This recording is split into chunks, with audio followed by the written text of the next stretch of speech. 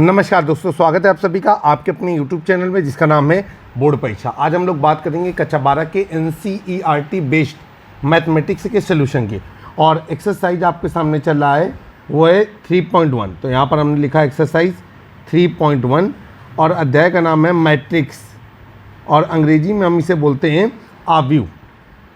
अंग्रेजी में हम इसे बोलते हैं मैट्रिक्स और हिंदी में हम बोलते हैं इसे आव्यूह। चलिए भाई, सवालों को हल करेंगे। क्वेश्चन नंबर 8 आपके सामने आपकी स्क्रीन पर। अगर इससे पहले के क्वेश्चन आपको देखना है तो वीडियो सेक्शन या प्ले लिस्ट से जा करके आप क्वेश्चनों को देख सकते हैं। सवाल आपके सामने है, तो क्वेश्चन नंबर 8 आपके सामने स्क्रीन पर है। ये सवाल कह रहा है कि आव्यूह, और आव्यूह का नाम है ए, और ये है आपका AIJ, और ये हो गया M/N। इसकी जो कोटि है वो M/N की है। कह रहे हैं एक वर्ग आव्यूह है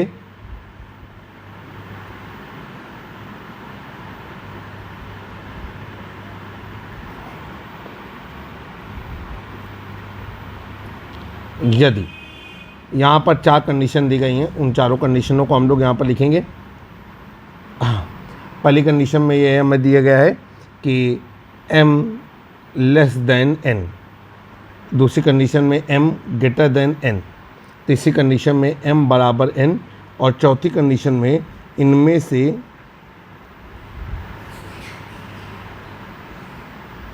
कोई नहीं। ठीक, अब देखिए भाई, अगर आपने वर्ग आव्यूह की परिभाषा को पढ़ रखा है तो आप इस सवाल को बहुत आसानी से कर पाएंगे। आपको पता है कि वर्ग आव्यूह एक ऐसा आव्यूह होता है जिसमें पंक्तियों और स्तंभों की संख्या आपस में बराबर होती है, और हमको पता है कि पहले पंक्तियों की संख्या लिखते हैं फिर स्तंभों की संख्या लिखते हैं। इसलिए यहाँ पर पंक्तियों की संख्या है M और स्तंभों की संख्या है n। तो वर्ग आव्यूह की परिभाषा के अनुसार यहाँ पर होना चाहिए M = n। तो यहाँ पर लिखेंगे कि आपको मुजवानी हमने बता दिया है, वो चीज़ आप यहाँ पर लिखेंगे। मैं हाइफन के द्वारा उस चीज़ को यहाँ पर इंडिकेट करता हूँ। जो बोल रहा हूँ उसे आपको यहाँ पर लिखना है। आपको लिखना है कि हम जानते हैं कि वर्ग आव्यूह में, क्या लिखेंगे, हम जानते हैं कि वर्ग आव्यूह में पंक्तियों की संख्या स्तंभों की संख्या के समान होती है। अब यहाँ पर लिखेंगे, चूँकि पंक्तियों की संख्या आपको पता है यहाँ पर कि पंक्तियों की संख्या क्या है, वो हमको दी गई है M, और स्तंभों की संख्या क्या है,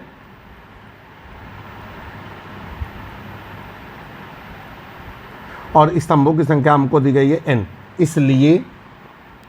इसलिए वर्ग आव्यूह के नियम से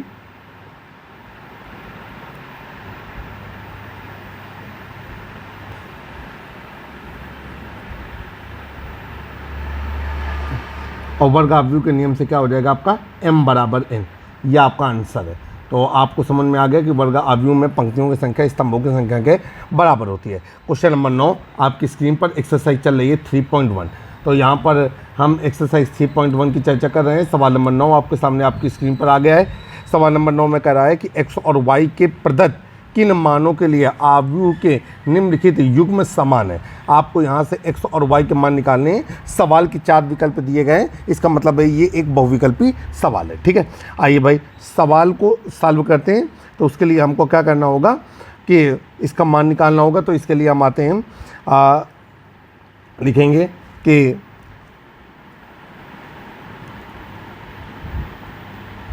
आव्यूह, अब आव्यूह क्या दिया गया आपका 3x + 7, और नीचे है आपका y + 1, और इधर है 5, इधर है 2 - 3x बराबर। अब ये दूसरा आव्यूह है, वो है आपका 0, फिर आपका y - 2, फिर है आपका 8, और फिर आपका 4। अब आपसे कह रहा है कि x और y का मान निकालिए। तो यहाँ पर लिखेंगे x व y का मान। देखिए भाई, सवाल जो है वो ऑब्जेक्टिव सवाल है, लेकिन फिर भी हमें करके दिखाना होगा। तो यहाँ पर लिखेंगे कि चूँकि यहाँ पर आपको दिया गया है पंक्ति में 3x + 7 और 5, और y + 1 और 2 - 3x, और इधर जो दूसरा आव्यूह है वहाँ पर पंक्ति में लिखा हुआ है 0, y - 2 और 8, और इधर लिखा हुआ है 4। अब आपको यहाँ पर लिखना है कि चूंकि दोनों अवयवों के बीच में बराबर का निशान लगा हुआ है, इसलिए दोनों अवयव समान अवयव कहलाएंगे। तो यहाँ पर लिखेंगे चूंकि दोनों अवयव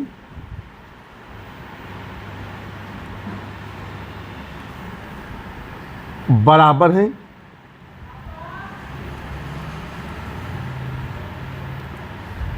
अतः समान अवयव के नियम से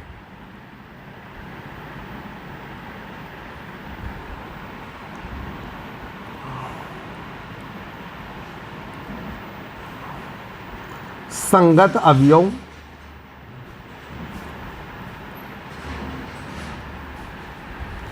समान होंगे। आइए भाई, अगर संगत अवयव समान होंगे तो पहले अवयव की जिस पंक्ति का जो स्तंभ होगा पहले अवयव की किसी पंक्ति के, ठीक है, का कोई अवयव दूसरी अवयव की संगत पंक्ति के उस अवयव के बराबर होगा। तो यहाँ पर हो जाएगा आपका कि 3x + 7 इज इक्वल टू 0। ठीक है, समीकरण नंबर हो गया आपका 1, और नीचे हो गया आपका y + 1 इज इक्वल टू 8, समीकरण नंबर हो गया आपका 2, और एक हो गया आपका 2 - 3x इज इक्वल टू 4, समीकरण नंबर हो गया 3। आप देख रहे हैं कि समीकरण 1 या समीकरण 3 में से किसी भी एक समीकरण को हल कर लेंगे तो हमारा मान किसका निकल आएगा, x का मान निकल आएगा। और इसके बाद अगर हम समीकरण नंबर 2 को हल कर देंगे तो हमारा y का मान निकल आएगा। ठीक है,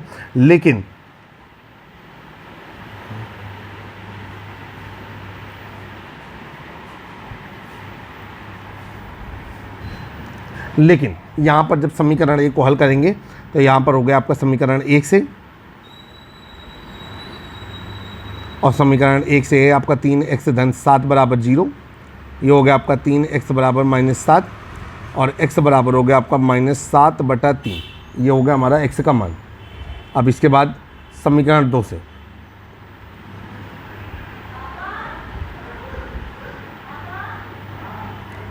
अब समीकरण नंबर 2 में क्या है आपका, ये आपका y + 1 इज इक्वल टू 8, ये हो जाएगा y is equal to 8 - 1, y is equal to 7, तो ये हो गया हमारा y का मान।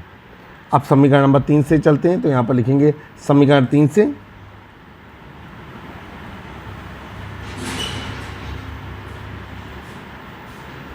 अब समीकरण 3 में है 2 - 3x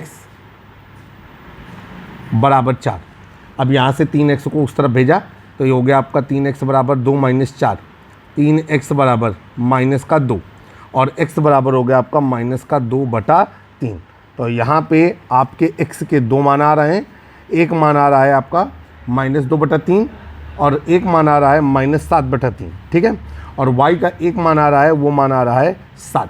तो अब हम देख रहे हैं कि हमारे पास जो 4 विकल्प दिए गए हैं उनमें से कोई भी विकल्प, ठीक है, यहाँ नहीं मिल रहा है। और अवयव के लिए एक नियम होता है कि x और y का केवल एक ही मान हो सकता है। ठीक है, अब अवयव का एक नियम होता है, वो नियम ये होता है कि किसी भी अवयव में अगर समान अवयव है और उसके आधार पर x y के मानों की या z के मानों की गणना की जा रही है तो x और y और z के एक एक मान ही निकलेंगे। तो यहाँ पर क्या लिखेंगे, यहाँ पर सबसे पहले इसको बंद करेंगे, लिखेंगे कि यहाँ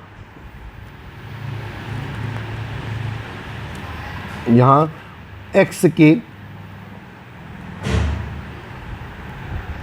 2 मान प्राप्त हो रहे हैं,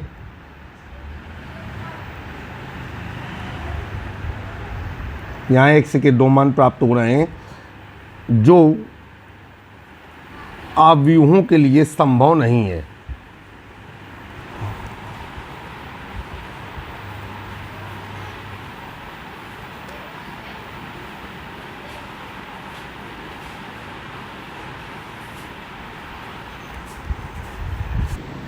अच्छा, जैसे यहाँ पर लिखा हुआ है जो अवयवों के लिए संभव नहीं है, तो यहाँ पर लिखेंगे जो समान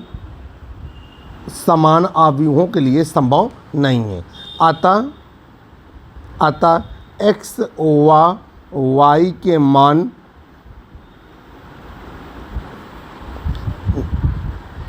नहीं प्राप्त किए जा सकते।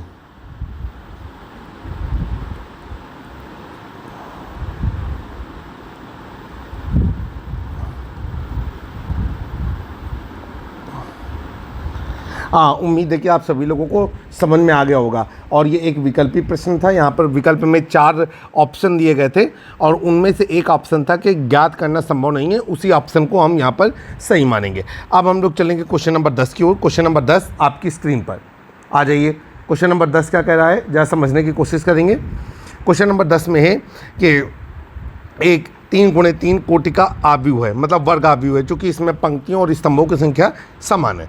और कह रहे हैं कि 3x3 कोटि के ऐसे आव्यूहों की कुल कितनी संख्या होगी जिसकी प्रत्येक प्रविष्टि 0 या 1 हो। ठीक है, अब देखिए भाई, सवाल को शुरू करते हैं। 4 विकल्प दिए गए हैं, फिर से सवाल को समझेंगे। कहा जा रहा है 3x3 कोटि के ऐसे आव्यूहों की कुल कितनी संख्या हो सकती है जिनकी प्रत्येक प्रविष्टि 0 या 1 है।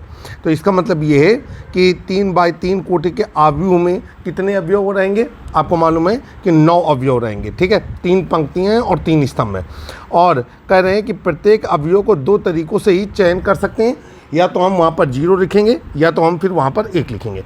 कह रहे हैं सभी स्थानों के अवयवों की स्थिति हमको बतानी है कि इस तरीके के कितने अवयव बन सकते हैं। तो चलिए भाई, इसके लिए बहुत ही आसान तरीका होता है, एक गुणज सिद्धांत होता है, उसी का इस्तेमाल करते हुए सवाल को हल करेंगे। तो यहाँ पर लिखेंगे कि आव्यूहों की कोटि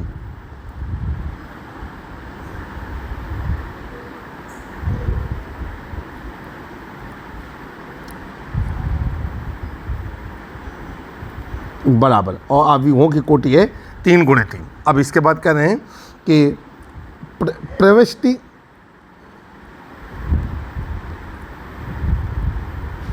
अवयव, तो प्रविष्ट अवयव है 0 या 1, या तो वहाँ पर 0 रहेगा और या तो वहाँ पर 1 रहेगा। ठीक है, तो यहाँ पर लिखेंगे कि ऐसे संभव आव्यूहों की संख्या, तो यहाँ पर लिखेंगे ऐसे संभव आव्यूहों की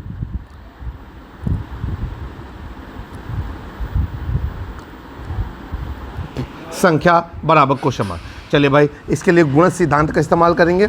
सबसे पहले तो यहाँ पर लिखेंगे कि 3x3, यहाँ पर लिखेंगे कोटि 3x3 वाले आव्यूह में या आव्यूहों में अवयवों की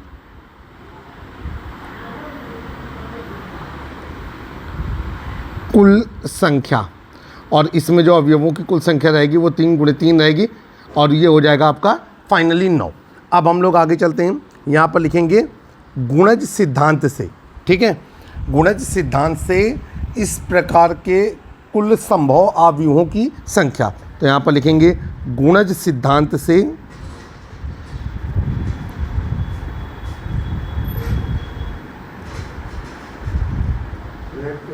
इस प्रकार के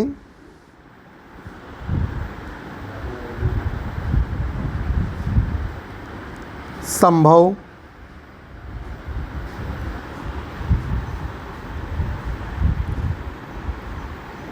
आव्यूहों की कुल संख्या। ठीक है, और इसका जो रूल होता है वो ये होता है आव्यूहों की कुल संख्या, और ये जो फार्मूला होता है तो यहाँ पर हो जाएगा आपका 2 की पावर, आप वो संख्या लिखेंगे जितने कुल अवयव हो रहे हैं। तो ये हो गया आपका कि 2 की पावर 9।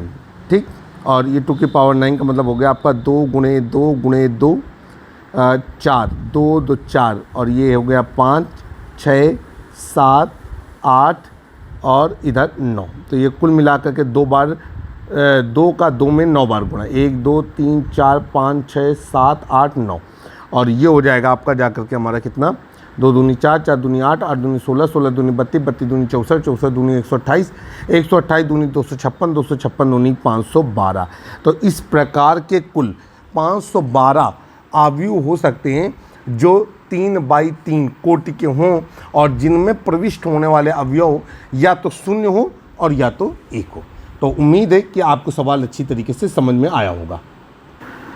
हाँ, एक बात और कहना चाहते हैं कि आपको यहाँ पर ये ध्यान रखने की ज़रूरत है कि जो फार्मूला लगा हुआ है 2 की पावर 9, तो 2 को इसलिए चुना गया है क्योंकि यहाँ पर 2 ही संभव विकल्प हैं। या तो हम वहाँ पर 0 प्रविष्ट कर सकते हैं या तो वहाँ पर 1 प्रविष्ट कर सकते हैं, इसीलिए 2 को लिया गया है और उसके पावर में वो अवयवों की कुल संख्या रखी गई है जो 3/3 कोटि के आव्यूह में हो सकती है। तो उम्मीद है कि आप सभी लोगों को मैट्रिक्स आव्यूह एक्सरसाइज 3.1 बेहतर तरीके से समझ में आया होगा। जल्द ही एक नए वीडियो में फिर से मुलाकात होगी। एक्सरसाइज 3.1 पूरी तरीके से समाप्त हो गया। NCERT मैथमेटिक्स सोल्यूशन के लिए और तमाम यूपी बोर्ड से जुड़ी गतिविधियों के लिए जुड़े रहें आप अपने YouTube चैनल से जिसका नाम है बोर्ड परीक्षा। जय हिंद, जय भारत।